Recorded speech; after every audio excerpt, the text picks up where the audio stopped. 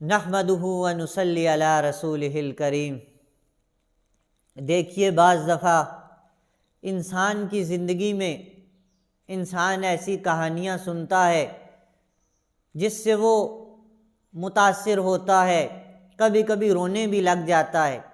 اسی طرح میری پچھلے دنوں ایک مانگنے والی عورت سے بات چیت ہوئی، تو وہ عورت مسجد کے باہر جمعہ والے دن جہاں لوگ اپنی چپلیں اتارتے ہیں وہاں بیٹھی ہوئی تھی، اور میں اس کو بار بار دیکھ رہا تھا۔ وہ اونگ رہی تھی، بار بار اونگتی اور پھر آنکھیں کھولنے کی کوشش کرتی، پھر اونگتی، پھر آنکھیں کھولنے کی کوشش کرتی۔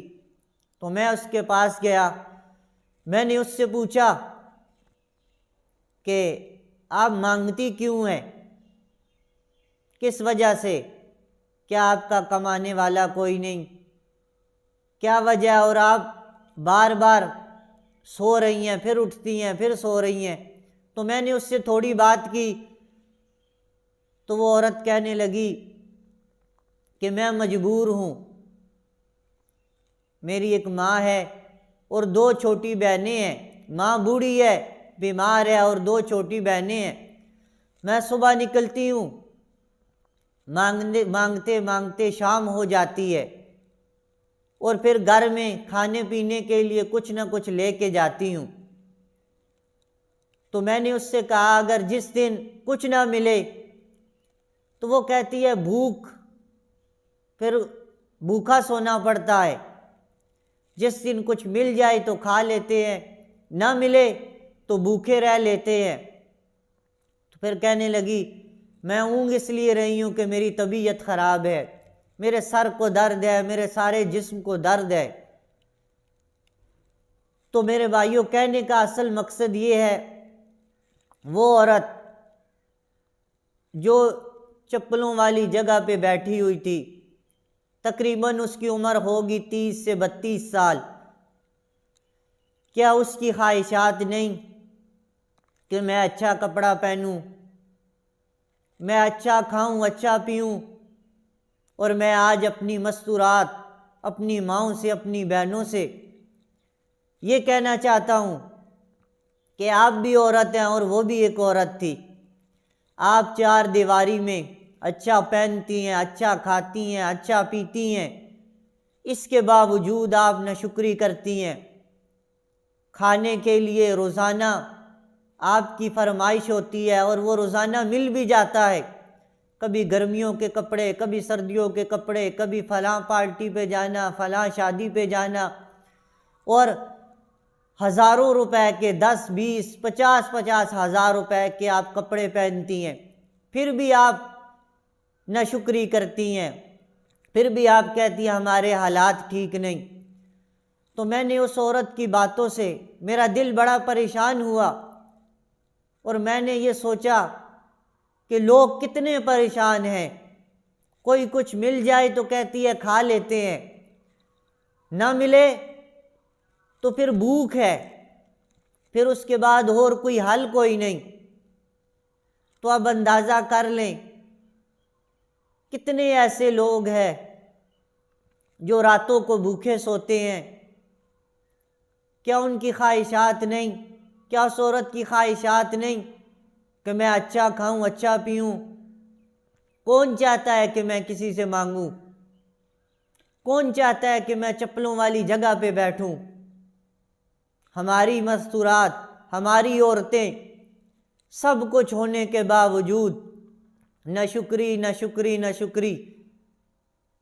تو دعوت فکر یہی ہے کہ اگر کوئی ایسا بندہ یا بندی مل جائے تو ہم کوشش کریں، لوگوں کی مدد کریں۔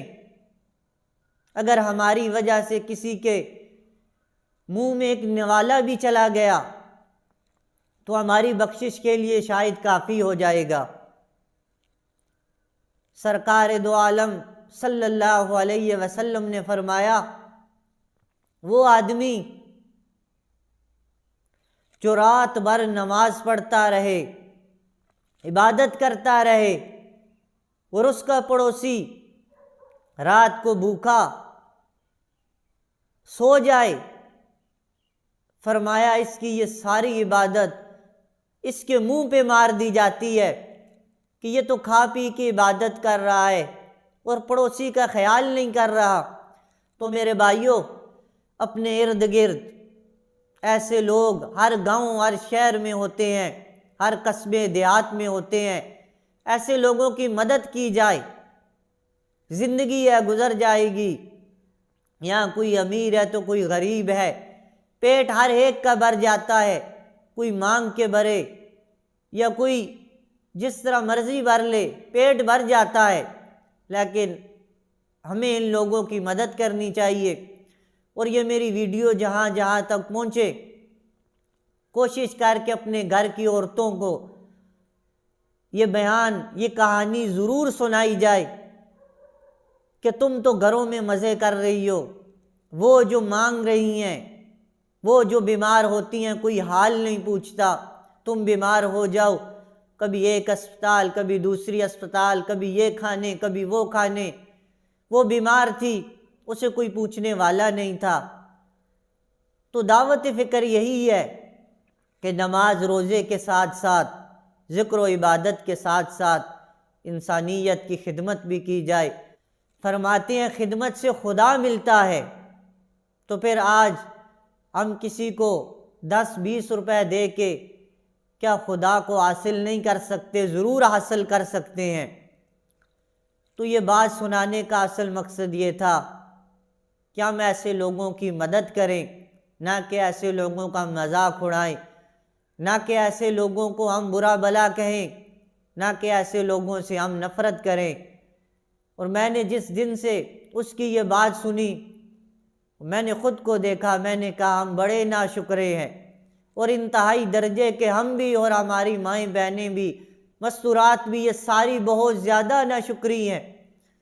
تو یہ میری ویڈیو ان کو ضرور سنانا اور کہنا کہ وہ بھی عورت تھی، اس کی بھی خواہشات تھی، اس کے بھی جذبات تھے، وہ بھی چاہتی تھی اچھے کپڑے پہنوں، وہ بھی چاہتی تھی اچھا کھانا کھاؤں، لیکن اللہ رب العزت کی تقسیم ہے، وہ جس کو جس حال میں رکھے، مگر شکر ادا کرنا چاہیے، اور اپنے سے جو غریب غربا ہے ہمیشہ ان کی مدد کرنی چاہیے۔ اللہ رب العزت ہر ایک کی مشکلات کو دور کرے اور ہر ایک کے لیے آسانی پیدا کرے، اور جو بندے صاحب استطاعت ہیں ان کو ایسے لوگوں کی مدد کرنے کی توفیق عطا فرمائے۔